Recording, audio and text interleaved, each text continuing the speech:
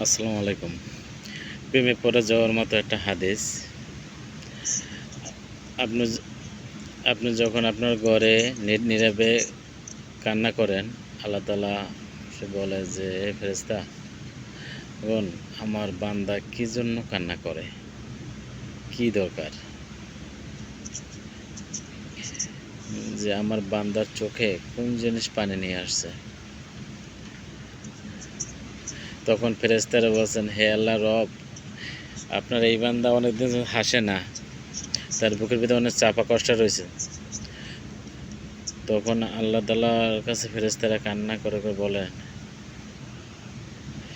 আল্লাহ, আপনি আপনি বান্দাকে সকল দুঃখ কষ্ট দূর করে দেন।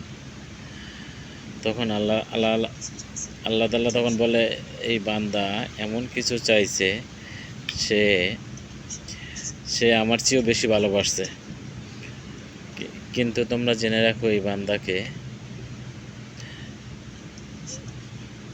তোমরা জেনে রাখো, আমার এই বান্দাকে আমি এত বেশি দেব, এমন কিছু দেব, তা দেখে দুনিয়ায় আখেরাতের মানুষগুলো বিশেষজ্ঞ হয়ে যাবে।